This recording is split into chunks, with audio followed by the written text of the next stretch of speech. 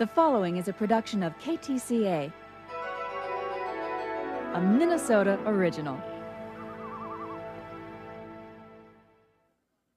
Hi, I'm Beth Friend. You just watched Twin Peaks, right? What was that deep space message all about? Are we talking aliens or what? And is that little David Lynch lookalike going to really shake things up for us? Perhaps our special guest, series co-creator Mark Frost, can shed some light on tonight's episode. In just a moment, we'll talk live to Mark about aliens, Twin Peaks, and the future of television.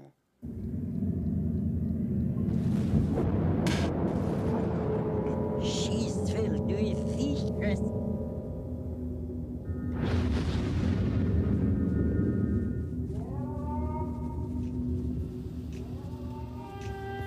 Tonight, live from Los Angeles and the Twin Cities, Inside Twin Peaks, with series co-creator Mark Frost, Twin Cities author Judith Guest, Star Tribune television writer Noel Holston, humorist Dudley Riggs, Nancy Robinson from the Walker Art Center, and LA Times television critic Howard Rosenberg. If you're already a fan, you know there's more to the Twin Peaks riddle than who killed Laura Palmer. With the second season underway, the edgiest show on TV has both critics and viewers alike guessing. In the next hour, we'll hear from both camps and get the inside skivvy on the making of the show. We'll look at the show critically and examine this cult captivation and cultural reverberations of this Twin Peaks hoopla. Former Minnesotan Mark Frost has been writing for television since his early 20s. His work on Hill Street Blues, Twin Peaks, and now American Chronicles has opened up new possibilities for the way TV is made and viewed. He joins us live from Los Angeles. Welcome, Mark Frost. Thank you, Beth. Nice to be with you. Let's begin at the beginning here. How is it that you and David Lynch came to create this series? What was the genesis of the idea? We had been talking for some time about doing a television show together. This goes back about almost 2.5 years now, during the writer's strike of 1988, when we had little else to do. We started talking about a little town in the Northwest that had a mystery around it, that had a murder that took place, that took us into the town and started to lead us through a kind of labyrinth of secrets and mysteries that lay underneath the surface of it. We had an agent, a mutual agent, Tony Krantz, who insisted that we take this idea to ABC, and I think we went into ABC's offices at exactly the right moment. They had had a disappointing season prior to that and were looking at declining numbers in the ratings now, I think for the 4th straight year at that time. And they were really ready to take a chance to do something different. So you spelled it out for them. When they heard our idea. You spelled it out for them. They knew exactly what you were going to do. It wasn't a matter of you getting carte blanche from ABC. Well, we didn't really want to do it unless we could get carte blanche, because what we had sort of envisioned doing was so different from anything else that we'd seen that for us was an important part of the agreement to go ahead with this thing. Mm-hmm. And they were very cautious about getting involved with us because they didn't really trust the efficacy of the idea. They weren't really sure if it was going to work. And all the research that they did and all the test screenings they had said this was going to be a turkey. It wasn't really till it hit the air and people started to respond genuinely that they saw that they might have something. So when they come to you and say, hey, our research says it's going to be a turkey, how did you respond? Well, you have an attitude towards research, I guess, that means if you take something out of the blue and show it to 12 people and they don't have any frame of reference for it, they don't know really why they're watching it, and it's a little different from things that they're used to seeing, most people are probably going to say, I don't know if I like this. I think television executives have tried to rely more on research than their own gut instincts, and I think that's led them astray a little bit. Mm-hmm. But you felt confident. Well, we felt that we were doing something that we liked, and I guess finally when you're creating something, that's the only base that you can start from. You've got to do something that satisfies yourself. And we were amused, so we thought maybe somebody else will be. Now, it's set in the Pacific Northwest. That's where David Lynch comes from. You come from where we're coming from Minnesota. Was there a sense of, was there some Minnesota sensibility that you felt you put into this series and that we can still taste and see along the way? Well, I must tell you, the original title for the show was North Dakota.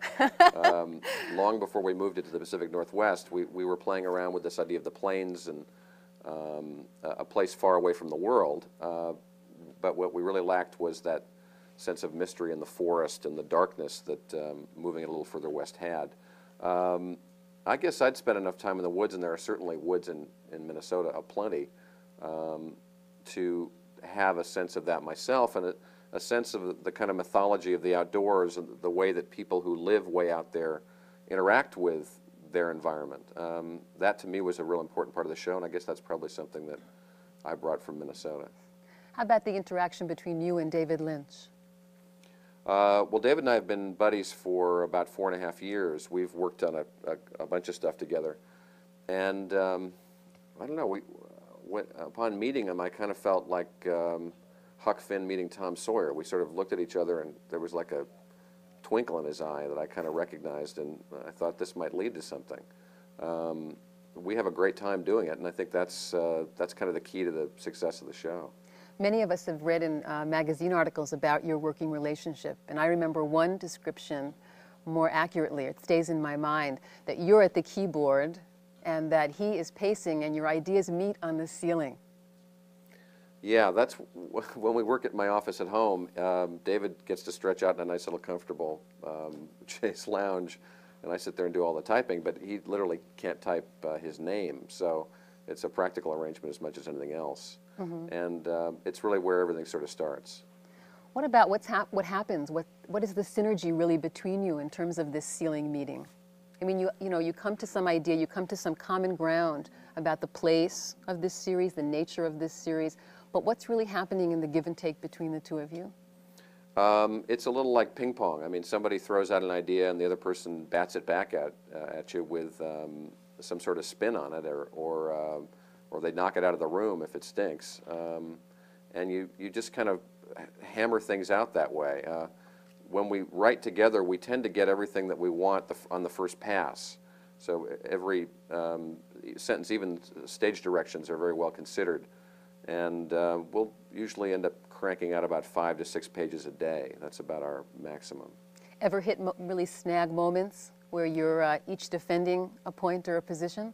Oh, sure. You always get to that point. I mean, I'd never written with a partner before, neither had David. And what you quickly realize is that it's quite a bit like a marriage. I mean, you've got to have a formula for compromise that will get you out of those corners that you sometimes paint yourself into. And I think we managed to do that fairly well. Can you describe to us a moment that we've already seen on the tube in a past episode where you were on one side of the fence and David on another in terms of how to portray a character or where to move in a scene? Well, I had a few doubts about the midget initially. I wanted to know a little bit more about who he was and where he came from and why he was dancing.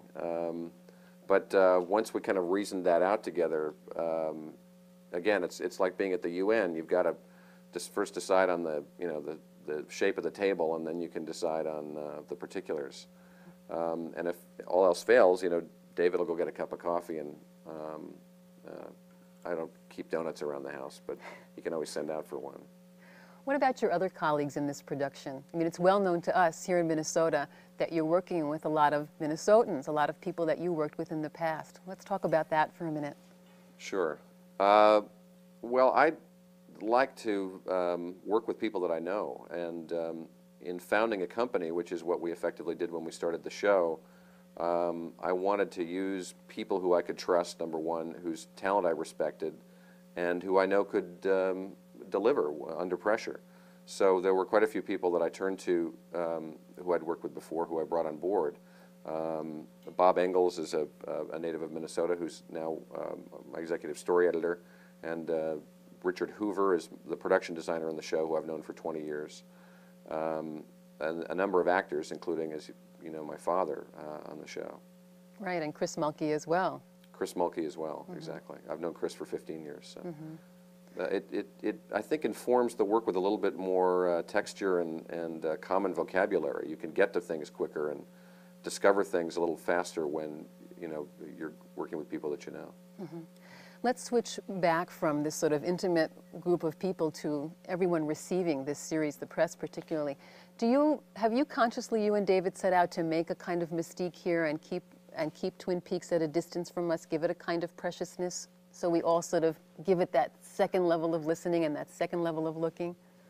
Well, one of the things we decided to consciously do when we first started out was go to the press with the show and say, please help us, because we may die a premature death here if we're just going to depend on the network and the network numbers. So it was a conscious effort initially to show the show to press people and hopefully garner their support going into our initial set of broadcasts. That's about the only conscious thing that we've done. Everything else that's happened has been, a roller coaster ride that you could never anticipate. And the reaction to the show is something that's kind of a Frankenstein that's stalking us right now. Are you yourself still on a roller coaster, or have you reached the more balanced way of working on it now that we're in the second season here? Well, it is more balanced because I have more people who can, help me do the show. Last year, it was really kind of a one-man band. I mean, David had made the 2-hour pilot and directed one episode, but he was making Wild at Heart during the actual shooting of the show. And we were working out of a former ball bearings factory in Van Nuys with a staff of about 15 people. And, it was strictly, my uncle's got a barn, hey, I've got some curtains, let's put on a show. This year we've got a little bit more cash to play with, to put it frankly, from the network. So we're able to establish a slightly more smoother, more efficient production machine. And that takes some of the pressure off. All right, pressure's off and the series continues. We'll come back to you, Mark, in just a minute. What are the critics saying about Twin Peaks? Stick around. In our next segment, we'll hear from 2 outstanding ones. Plus, of course, we'll hear Mark's reaction as Inside Twin Peaks continues.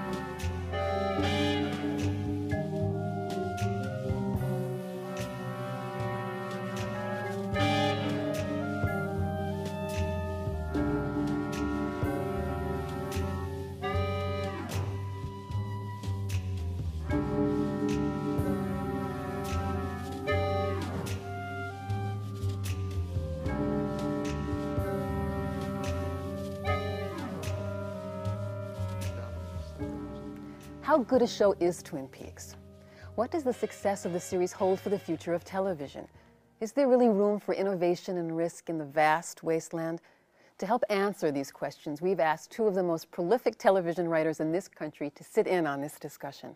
Joining us live from Los Angeles is Pulitzer Prize-winning critic Howard Rosenberg of the Los Angeles Times. And here in St. Paul sits Noel Holston, TV critic for the Star Tribune. Welcome to you both. Let's start with you, Howard Rosenberg in LA. How you doing? Fine, how about you? Good. What were your first reactions to the series? Have you been delighted with it? I never liked it at all. No, I'm kidding. Thanks, Howard. Good night. Sorry. No, I thought I was here for Who's the Boss. I loved it right off for several reasons. Number one, I was fascinated by the visual imagery. If you watch television long enough, you realize that most of it looks and sounds alike, and certainly nothing that I'd ever seen on television looked or sounded like Twin Peaks. I also loved it because it had a terrific mystery.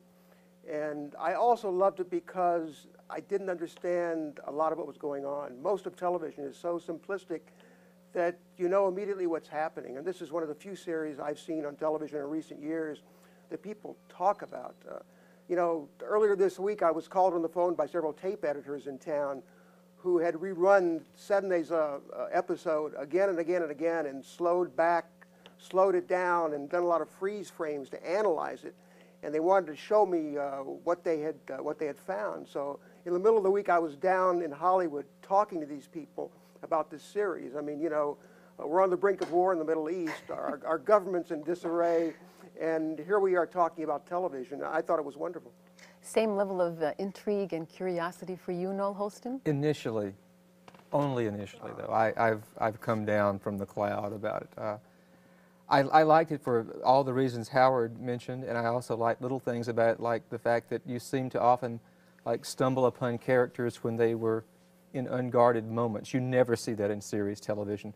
They're always speaking directly to the camera and giving you plot details by the, you know, the ton. And there were so many things that were so different. And I think because my hopes were raised so high by it initially that I've been disappointed later on, because I think maybe I was expecting something different from it, but I was expecting a lot more substance to go with the style, and I don't think I've gotten that much more besides the style and more style and more style. What kind of substance are you referring to? Just something to really feel like I had empathy for the characters. I still see them as basically collections of quirks without a lot of soul to them. I don't relate to them as people as I do on some of my favorite series of the past, including one that Mark Frost worked on Hill Street Blues, where I really cared what happened to a Henry Goldblum or something like that.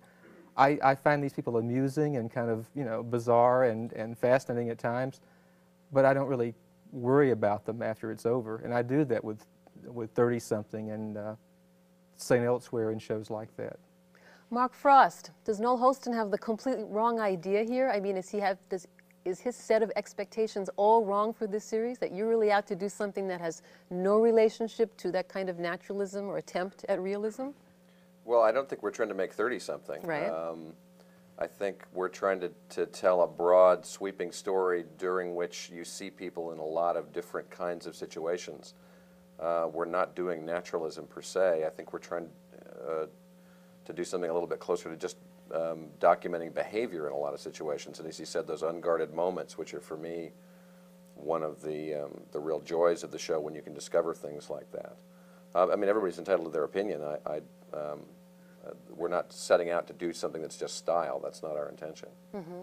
Howard Rosenberg, what about the portrayal of violence in this series? Some people think it's quite economical, that we have sort of one or two basic, certainly one original violent incident. And then for a long time, the violence is talked about, sort of acted off of. But basically, its treatment of violence is quite economical. And given Americans' penchant for violence, that's an interesting way to go. Yeah, first of all, I'd like to say that I cared a lot about the midget. So, Okay. Unlike Noel, Noel's a very callous and cold person. You know, it's very interesting. I never even thought about the use of violence in the series as opposed to other kinds of series. And maybe, you know, subconsciously, that's another of the things that really appealed to me.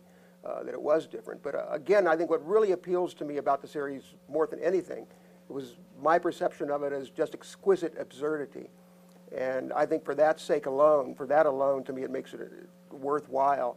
I don't always like it. I certainly don't always get it, but I'm always interested. And that, to me, makes it so special compared with most of television that it makes it very worthwhile.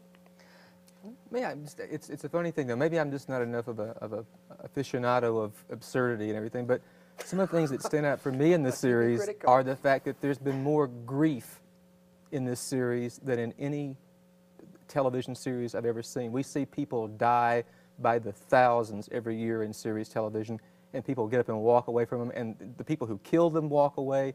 The people who are related to these people get over it in a matter of minutes.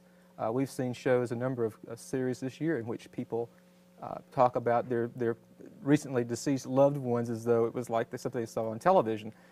I like the fact that that's been a running motif almost in this show, that this death has affected this place, and it's particularly affected the family, and that's a rare thing and a breakthrough, and something I consider, you know, an advancement for television, far more so than I find the little sort of perverse quirks of the people. Mm-hmm.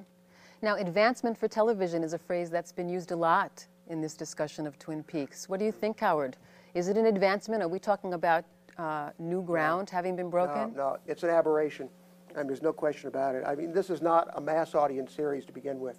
And I think it's, you know, the most you could ever expect from this series is what, I guess, what television would define as a cult, 10 to 15 million viewers, you know, which is absurd also, but those are the economic facts of television.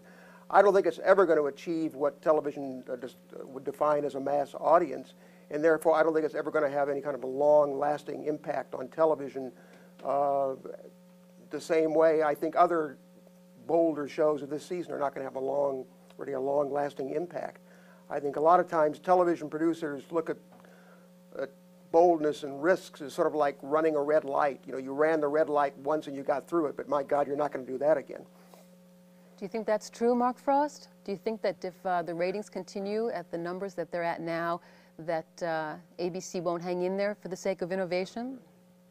I don't really know. I mean, I find that's philosophically something I have no control over, so I try not to worry about it. It's not my job to worry about it.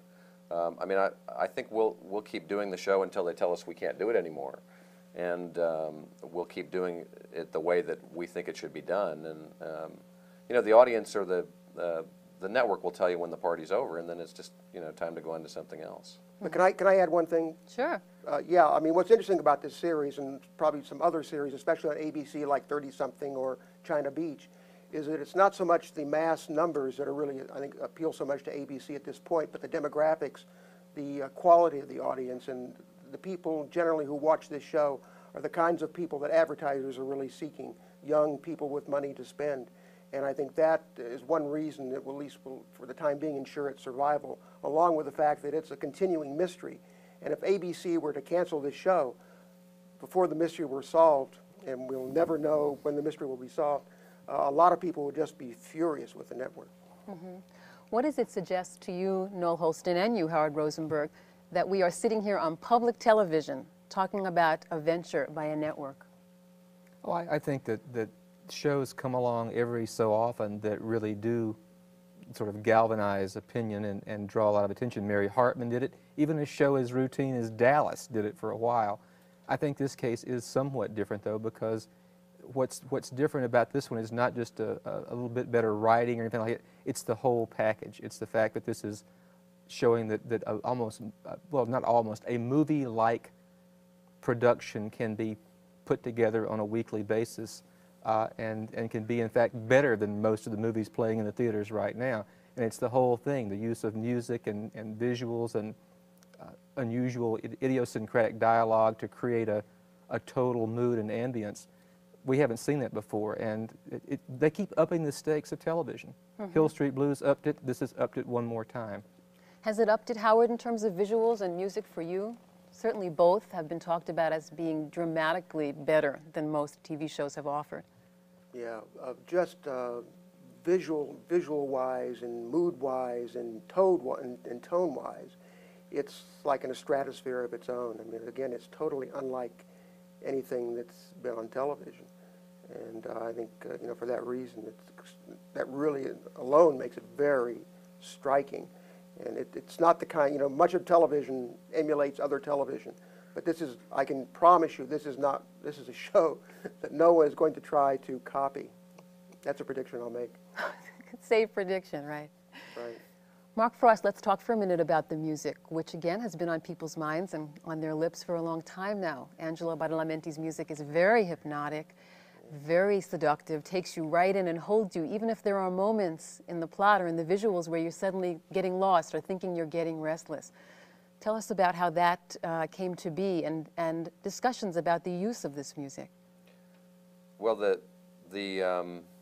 I think the quality of the music comes out of David's relationship with Angelo Badalamenti. They've worked together quite a bit, and I guess in its own way it's somewhat similar to my relationship with David, where they have a kind of creative shorthand, and they're able to communicate emotions directly through music, which I think is one of the things that the music does so well in the show. I think it tends to hold the show together. It's sort of the ligaments and the tendons of the show.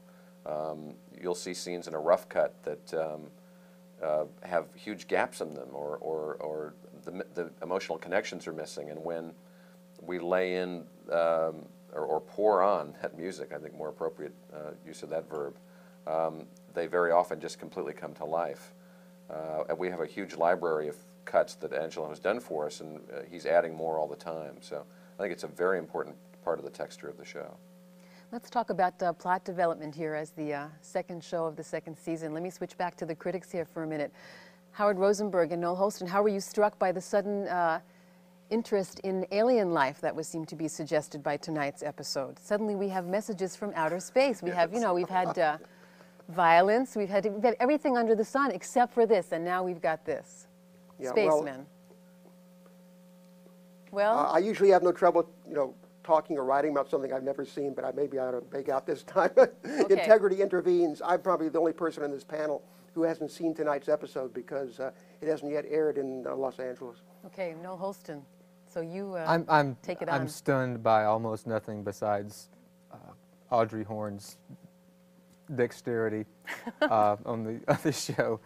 I was not shocked. I was surprised by it, but not shocked, because at this point, I mean, if you've been watching this show for the past, you know, 8 or 10 episodes, it's not exactly going to surprise you to do anything like that. I'm a little bit at a loss, though, because I'm losing my train of thought here. The space element, we've seen space before, but it will probably be treated in a different way on this show than any other. You know, in Soap, Burt Campbell was abducted by aliens. You know, we have a lot of references to things like this in the past in series episodes, but I think we're fairly safe in assuming this will not be treated like anything of this sort has ever been treated before. Mm-hmm. Howard, I'm thinking now about some of the things that you wrote about when you wrote your first responses and reviews to Twin Peaks. A lot of it was about uncovering this layer after layer of inside references to past movies, past TV shows, that kind of thing, initials, figuring out this code. Was it too much, do you think, of an inside thing, and does it remain so for most people? Because you're the person that talked about the relative cult status it now has. Is that a problem, you think, for many viewers, and will it continue to be? You know, first of all, I will have to plead honesty. You know, much of the information that I printed was given to me by other people who were much smarter, much more sophisticated than I am. And I would, you know, finish watching an episode, then call and get my messages, and lo and behold, there'd probably be half a dozen people who had called me from various parts in the country to tell me what I had just seen, and I needed that kind of help. In terms of, is it too much of a quote, inside joke, unquote, I'm sure that is a problem with a lot of people. I mean, you know, you do get the feeling sometimes that you're in the back seat of a car and the two people in the front seat are on a date, and somehow they're necking and you're doing nothing but watching. And it is a problem sometimes. But at the same time, I'm hoping, I really am hoping that at some point in the series, all these sort of cryptic references will sort of be opened up and be revealed to all of us in the general public who may not understand them initially. Will they be revealed, Mark Frost? Is it true? Well, a lot of them were things that I just layered in for fun. I mean, it's kind of things that I enjoy spotting or plumbing the depths of when I'm watching something. And to be honest with you, I didn't expect that most people would ever really get to them. They weren't really germane in most instances to an understanding of the plot or the forwarding of the story. It was more like you know, putting coins in a birthday cake so that the people who found it would have some sort of reward for their diligence and their paying attention. And for those who didn't, then you know, you would know not to swallow the quarter when you took a bite. Mm-hmm. So final predictions, TV critics. Noel Holston. Will we continue to see Twin Peaks next season, and will the cult stay small, or will it grow? I don't know. I think the numbers tonight will tell a lot. I thought tonight's episode was a lot better than the season opener. I was disillusioned terribly by the 2-hour Sunday show, and my hopes were picked back up again. I thought tonight's just was a lot stronger in every respect. So I don't know, it just depends on how big that cult is, because I think the show has basically lost the people it's going to lose. They're gone, and they're not coming back. You don't come back to a show like this. So if it's big enough to hold on for a year, if it's as big as St. Elsewhere and shows like that had for several years, it'll stay. If not, I think ABC will probably just take the heat and drop it. What do you say, Howard? I predict this season and out. Then it goes in the scrapbook as just another wonderful memory. Bad news, but thanks for your comments. Howard Rosenberg is a Pulitzer Prize-winning television critic for the Los Angeles Times. And of course, Noel Holston is a TV critic for our very own newspaper, the Star and Tribune. Well, do you think Twin Peaks mania has hit the Twin Cities? We'll take a look at the local reaction when we come back. Mark is going to be sticking with us, so stay tuned.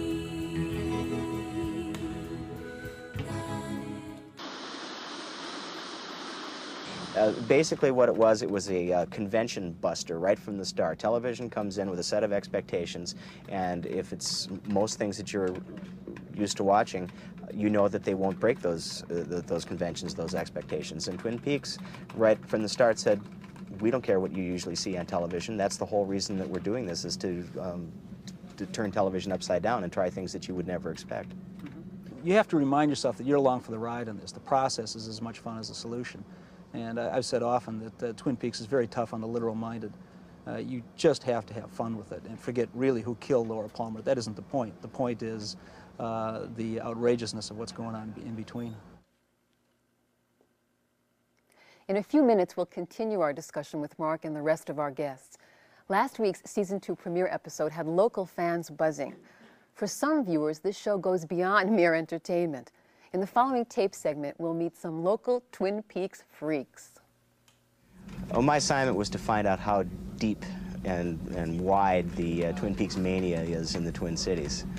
And I think it's representative of most other cities in the country. I don't think that we're quite as nuts as some of the things that you may read about in the national press, about the woman who watched the final episode in a plastic body bag. I didn't find any of that in the Twin Cities. It's just that there's a lot of people that really are absorbed in the plot or really respond to the feel of the show.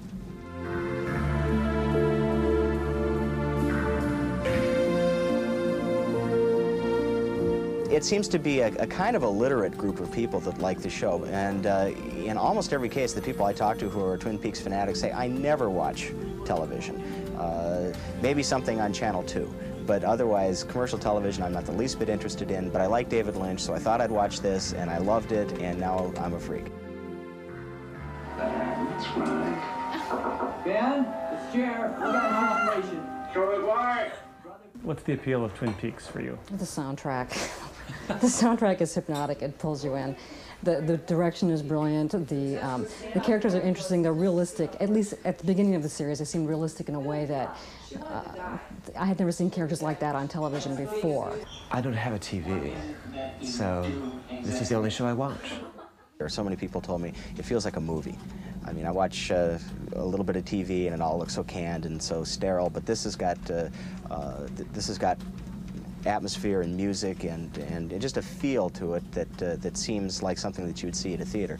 Some people don't mention the atmosphere as much as they respond to the Who Killed Laura Palmer aspect of the show, while other people say they couldn't care less who killed Laura Palmer, that ceased to be a factor for them within the first 2 episodes, that all they care about is sort of disappearing into Twin Peaks. It's like they're going someplace that they feel like they may have been to once in their life, but they don't normally get a chance to experience that, or else a place that they've really never been to but would like to go.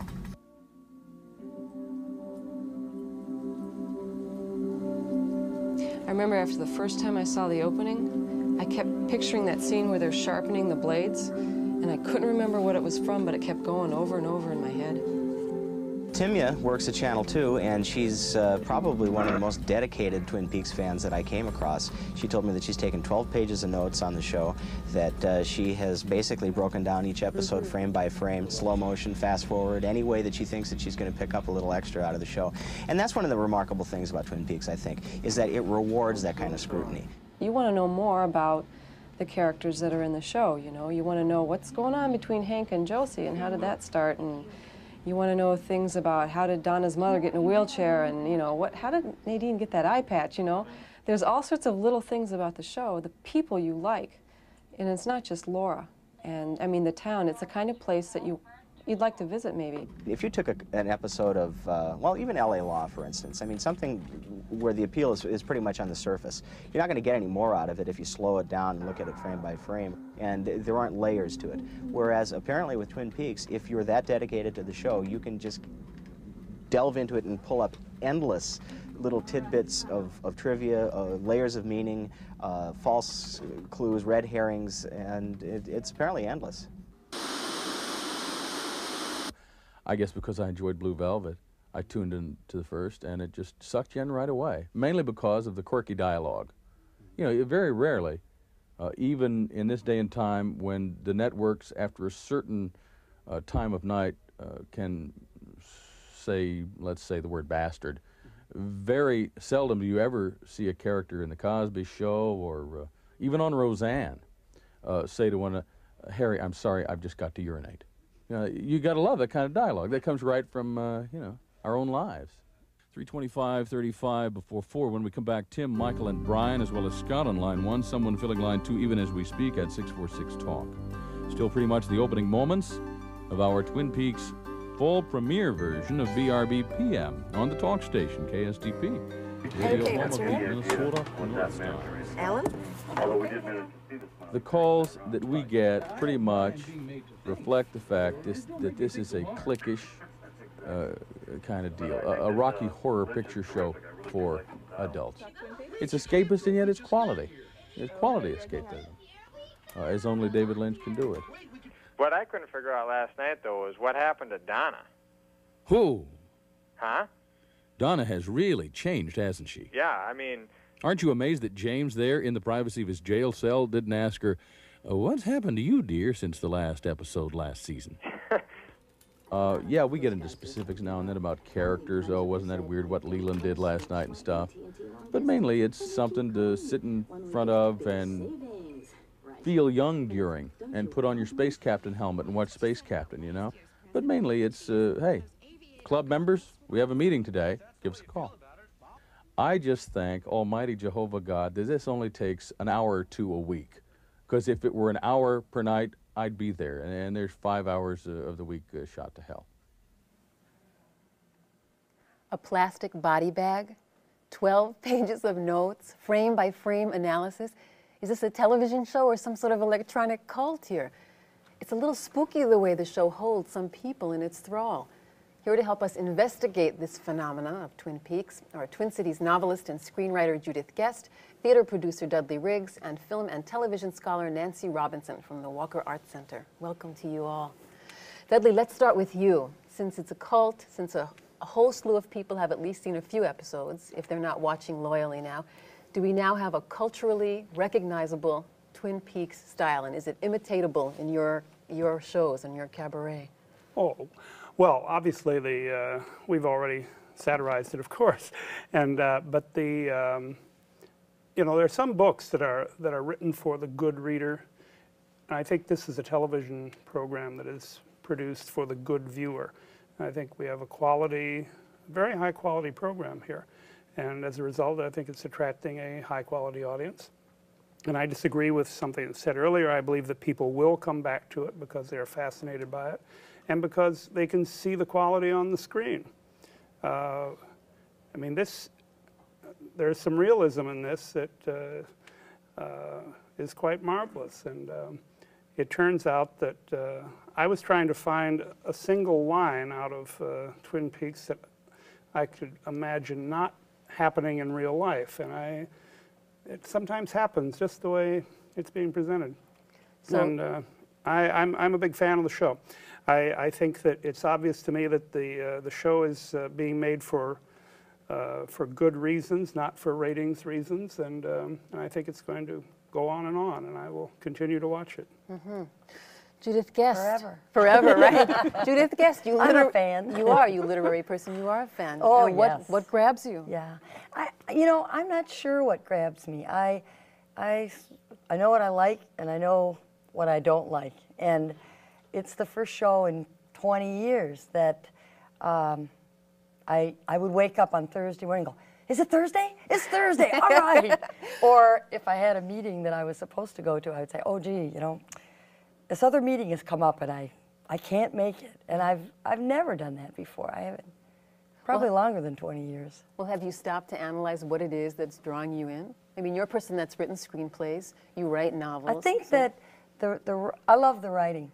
And the writing, the sensibility behind the writing seems very different from mine. And that's interesting to me. I am always surprised by the things that people do. And I mean, the characters. Yeah, what the characters do. And that's important to me. I like to be surprised. I'm either laughing or I'm going, oh no, like this. And then that's the feeling I like to have when I watch something. Do you have any questions for the man who did a lot of writing here, Mark Frost? One writer Yeah, I to do. another? I have a big question. My very favorite actress of all time, I haven't seen her for 2 weeks and I'm worried about Piper Laurie. It's a good one, huh?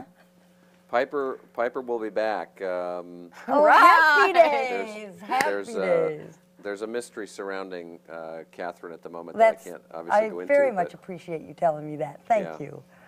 That's what you wanted to ask him? No other questions about the writing? No, no other questions. just keep doing it. Well, what have you noticed about who likes Twin Peaks and who doesn't? Do you have any of your own sociological conclusions? I mean, does everyone in your family sit down with you in this ritual? My boys all like it a lot. In fact, I was in Michigan in the middle of the season working on a cabin that I had just bought on Lake Huron. And my middle son, John, was with me. And we went out one night for dinner at, we had no television set.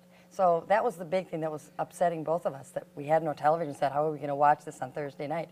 So on Sunday night, we went out to this restaurant, this German restaurant outside of town, and John saw this huge, gigantic television set in the bar. So after the meal was over, we said, wonderful meal, and the manager said, thanks a lot for coming.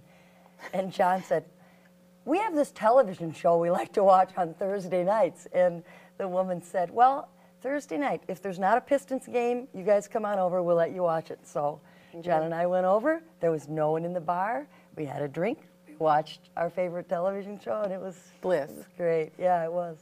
Nancy Robinson, do you have any sociological theories about who's been watching Twin Peaks and why?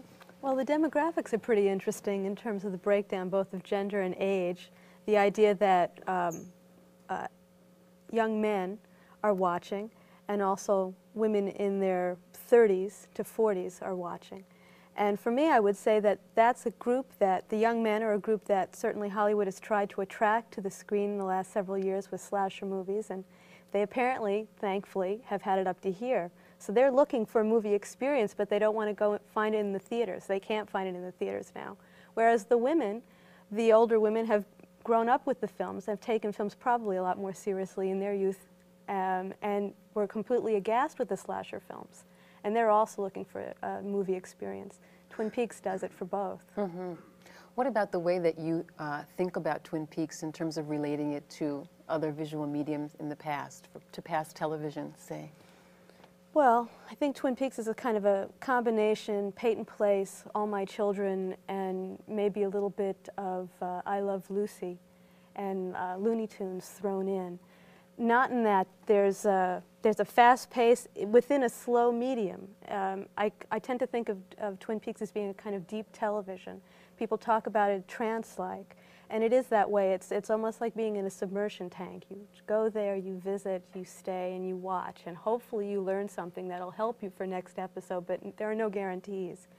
That's something that was around and has been around in some television, but not long enough to keep people hooked for this kind of period. Well, when was it ever around before? Well, I think that early on, I would guess that Peyton Place had a lot of this approach. It was a very dark television show. It was shot very darkly. Twin Peaks is shot so darkly, I'm sure people keep running to their television to adjust the contrast. And Peyton Place was like that. There was an interest in Peyton Place that went far beyond what was actually going on in the screen, and people talked about Peyton Place as though it were happening, if not in their town, in the town next door. And the way people talk about Twin Peaks is not the way people talk about a television show. We're not all that caught up in the way Tony Danza is dealing with his live-in in Who's the Boss, the way we are with what's going to happen to Agent Cooper, even though this Agent Cooper wakes up with occasional bedhead like the rest of us. Mm-hmm. So do you think that the series has a chance of becoming more mass entertainment? I mean, in some previous discussions we've had in this hour, people have said, no, it's cult status, not great ratings. But what you're saying suggests that maybe there'll be a change in what is mass entertainment coming from television. Well, I think that there is a change in what mass entertainment is. Now, whether or not the networks and the network sponsors will allow that change to happen and to continue to change is another question.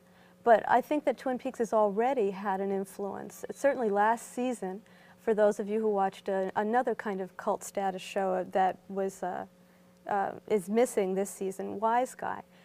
There was a few episodes in Wise Guy that were direct rip-offs of Twin Peaks, as though the writers had gotten in there and seen that pilot and went with it as far as they could in that short period.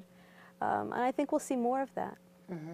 How about responding to Twin Peaks as two women? No one has talked about at all this evening about responding as women or as feminists to, again, a series that is quintessentially American, takes place in a beautiful setting, there's evil lurking here at the edges here, this time in forests, and violence has been done to a woman, and that is what sets everything off. And violence continues to be done, and to men and women throughout.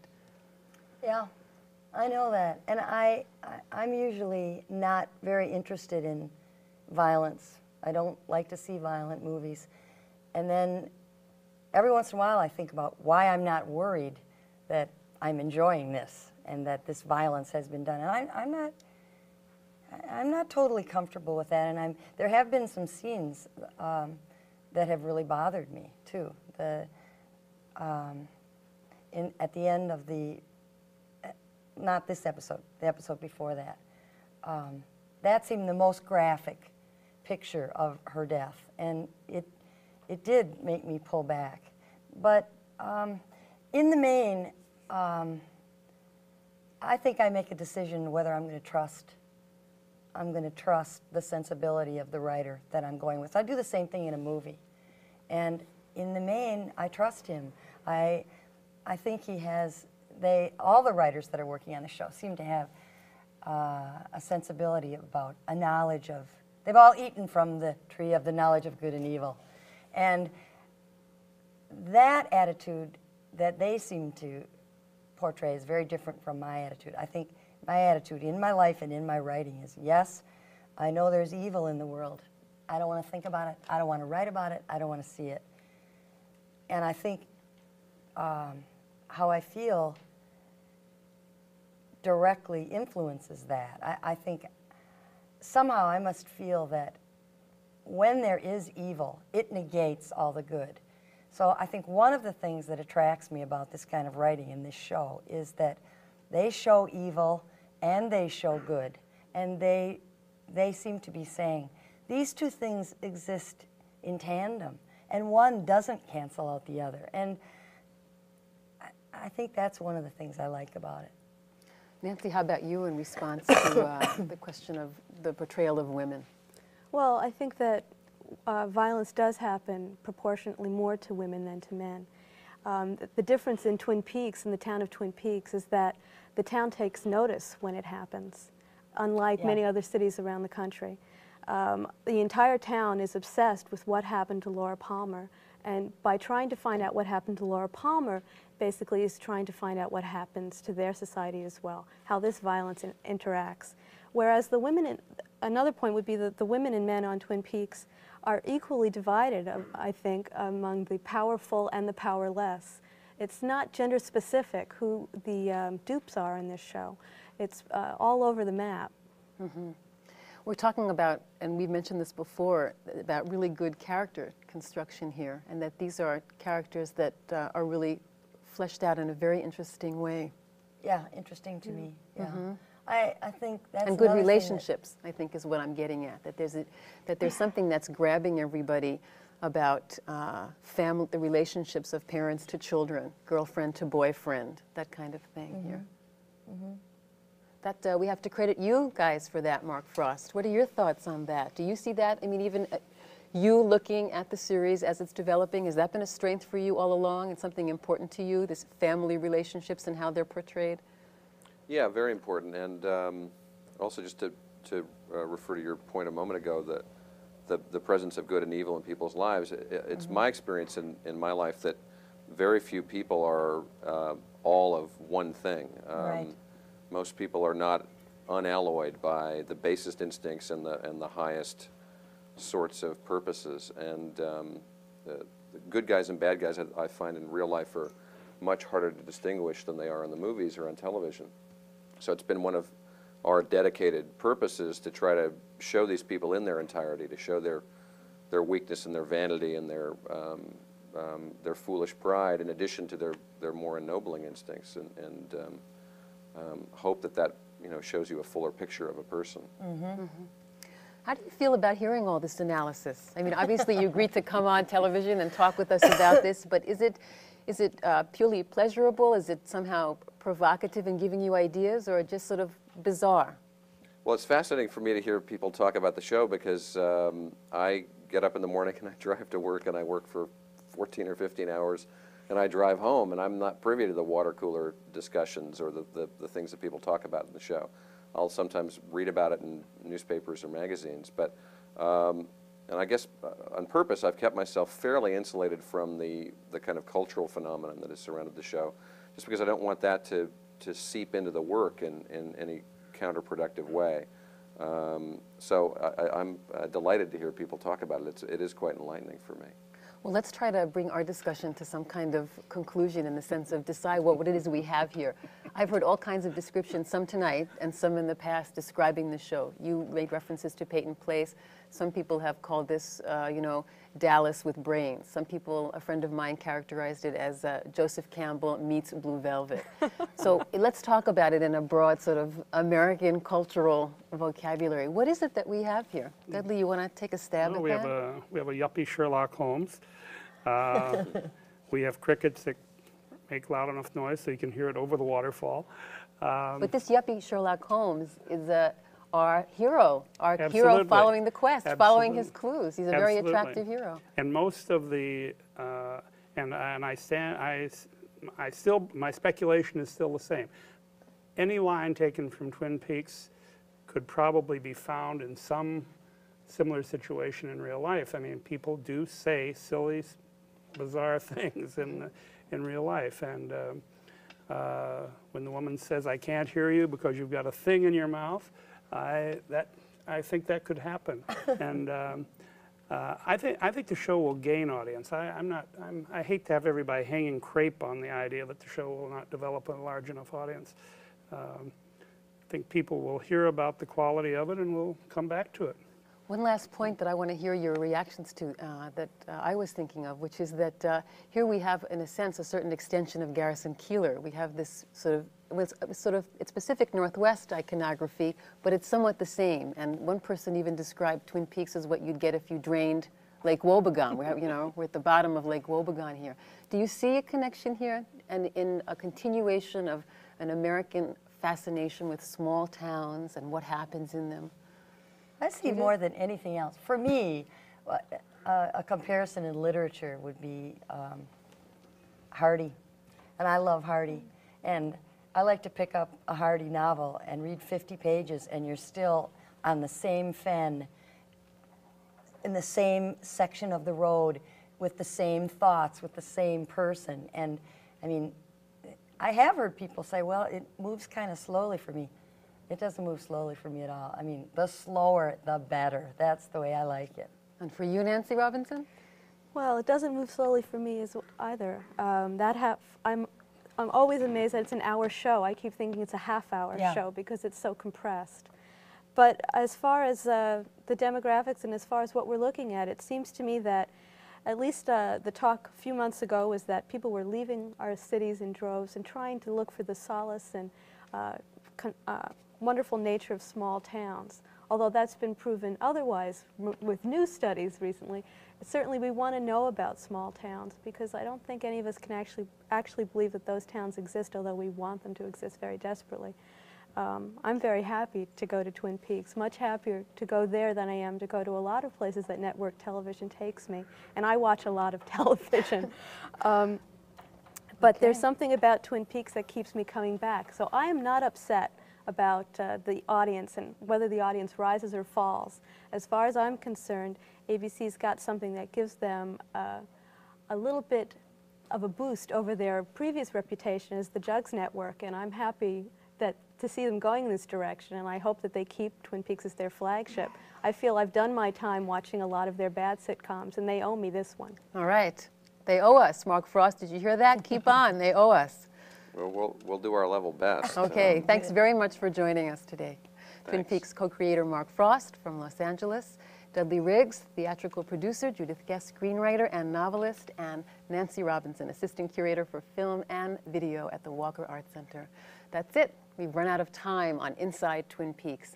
Again, I'd like to thank all of our guests, Howard Rosenberg and Neil Holston, our two critics who were on this evening. Thanks to all of you for a wonderful discussion. Special thanks, of course, to Mark Frost for his generosity. His participation is what made this program possible. We'd like very much to hear your comments about our show tonight, what you thought. After the program, there'll be a number that you can call with your reaction. So get and push the buttons and tell us what you thought. Again, thanks for joining us here at Inside Twin Peaks. Good night.